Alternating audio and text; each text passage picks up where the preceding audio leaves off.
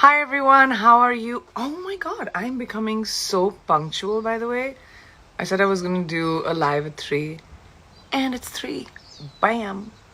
So, I hope all of you guys are safe and, we're all in this really crazy situation right now, and I hope you're safe and comfortable where you are and have what you need. And like I told you last week and the week before that, I've been working with Bon Viv Spiked Seltzer to highlight women who are giving back to us right now, and in challenges and helping people today in ways that we probably couldn't have imagined.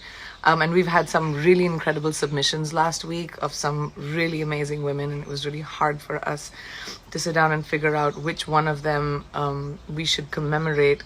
So all I want to say is that the stories of the 4 women that we're going to highlight today are really incredible, and I just want to say thank you from my end, my family's end, for doing so much for us and for making sure that we have the ability to feel safe and be at home and have the comfort of that. So I'm gonna jump into quickly telling you guys about who these 4 incredible women are, and we might just talk to one of them. I'm gonna try and connect with her, okay? I hope we're on the same time zone. So our first incredible woman is Laura. She's from California. Laura, you were nominated by your friend Farah, and this is what Farah wrote to me. This is my dear friend Laura. She's a badass and she's fierce. Some of the things that I find inspiring about Laura is her courage and her immense craving to always keep learning and growing. One of the best things about her is she isn't afraid to go where a lot of people want to. For instance, right now, Laura's on the front lines every day helping to keep the Refresh spot open in LA. This is a place which provides bathrooms, showers, laundry services, and so much more to our people experiencing homelessness. This place gives back people their dignity because no matter what the circumstance, everyone deserves to feel and be clean. Laura and her team keep the spot open during the scary time, and even though it puts her at risk, I know being there for our people experiencing homelessness makes her the happiest. Laura and her team deserve applause and our gratitude for continuing to keep our most vulnerable population safe. Oh my God. I can't think of who deserves it more. I mean, thank you so much, Laura, for protecting people who are most vulnerable. That's the scariest thing about this pandemic is, we have the ability and the privilege to be able to stay at home, but there are so many people around the world for whom social distancing is impossible, for whom even being able to stay at home is impossible. And it's so incredible that you're doing the work that you're doing, Laura. I would like to commemorate you.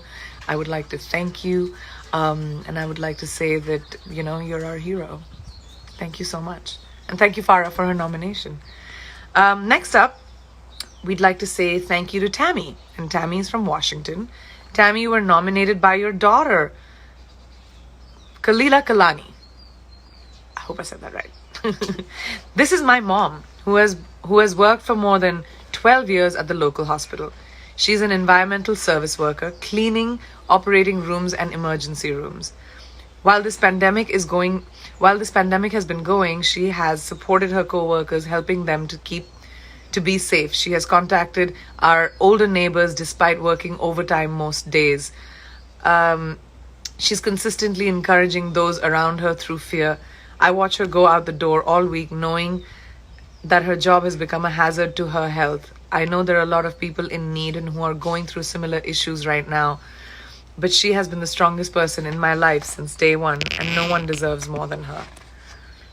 If I could lift any weight, even if it's something simple as cash, to make it easier, I would. Her whole life has been about my siblings and I. It would be nice if something was for her. You're gonna make me cry now. That's really sweet, Kalila, and I think your mom deserves so much love and so much commemoration. And I understand that my parents used to always make everything about my brother and me, and our parents give up so much and sacrifice so much to be able to give us the life that we dream of, and the best ones are those. So you're very blessed to have a mom like Tammy, and she's very blessed to have a daughter like you. I commemorate both of you, and I hope whatever we can do to help will help your situation. And thank you so much for nominating her. I love your story. The third inspiring woman we have today is Jessica Murray from New Jersey. Jessica, you were nominated by your sister, Jay. Make your purpose bigger than your pain. This is what my big sister always told me, and today I want to recognize and nominate her. I've watched her blossom into a strong woman whose mission is helping other women and children who suffer unimaginable abuse, just like she experienced as a child.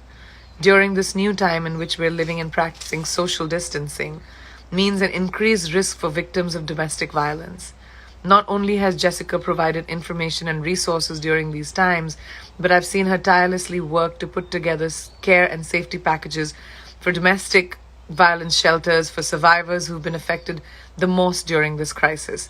Jessica's dream is to see a world free of stigma surrounding sexual abuse. While many of us are social distancing, she knows that many don't feel safe at home due to domestic violence or sexual abuse, which is why she continues to speak to teenagers and college students on the importance of healthy relationships, becoming independent, education, and self-care. That's actually really incredible. I was speaking to a friend of mine yesterday, and we were talking about this pandemic and what it might mean for victims or survivors of domestic abuse or sexual abuse to be contained in an environment with your abuser. And Jessica, to see that you're doing work and working with teens and adolescent kids and showing them the importance of self-care is so incredibly powerful and so needed at a time like this. So I want to thank you for your generosity, Jessica.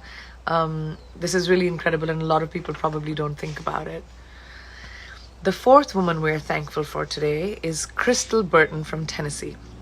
Crystal, you were nominated by your sister, Lucretia Burton Saba. I hope I said that right. When I read about this program, I knew I had to tell the world about my amazing, in capitals, sister. My sister is serving on the front lines of this pandemic as a physician assistant at the ER. Following every shift, I can see the stress, exhaustion, and worry on her face as she continues to strap on a smile, recycle masks, and brave face for her patients. Outside of the emergency room, she serves as a first lieutenant in the U.S. Army/Tennessee National Guard.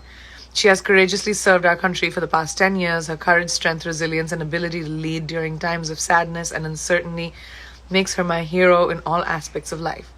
She's beyond worthy of this promotion. Crystal, thank you for sacrificing yourself and your family for your community, not only during this pandemic, but every single day.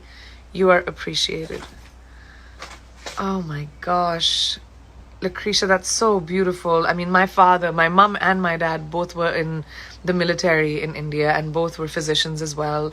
So I really connect with what you're saying. I would love to speak to Crystal. Let's see if I can reach her. What do you think? Go live with CB.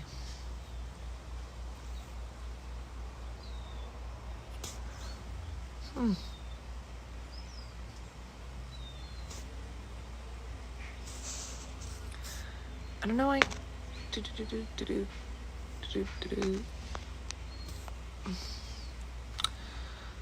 Why isn't it letting me find her?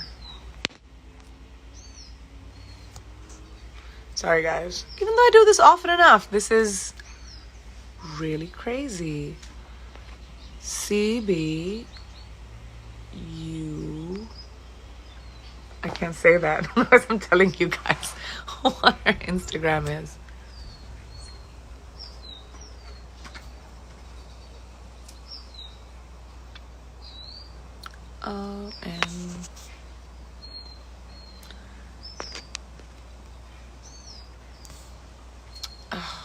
I don't know.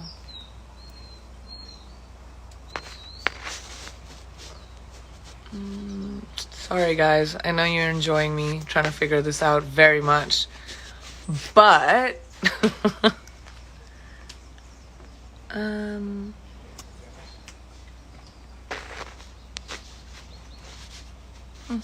don't know why it's not even showing up. Well, I would have loved to talk to you. If I can reach out to Crystal, I might just connect with you guys again. Crystal, I know I told you. Have you? Some of you are asking me where Nick is. He's standing right here, making sure my light's fine. Let's see if I can find Crystal. Bobs, can you help me with this? Sorry. Sure. I need to do it live with her. I can't seem to do no. Hello, everyone. See, it's not working. That's what I'm saying. Yeah. I'm not crazy. Yeah, it's not working. Right? Oh, no. No, it's not working. That's great. I can't. This is so funny. Nick gave up. Restart it. Anyway, I think instead of making more of a fool of myself, I'm just gonna try and connect with Crystal a little bit later, maybe next time. Clearly technology hates me. Not that I didn't know what I was doing, but it's so amazing to have the opportunity to be able to do this every week with Bon Viv and to commemorate these amazing women. And I just have to say thank you for just doing all the work that you are, everyone around the world. I know we're all trying to do the best that we can. And, I think the point is that just stay safe and continue to help each other, find the compassion in each other, and just be able to do the best that you can to support the world. I think that's most important at the moment. And I will see you next week. And I'm so sorry, Crystal, I couldn't connect with you. That makes me feel terrible because I really wanted everyone to hear from you. But I'm going to try it again at some point. But thank you all for, hearing me out and supporting these incredible women with me. And join me next Wednesday to toast 3 or 4 or 5 other women. And I'll see you next time. Thank you.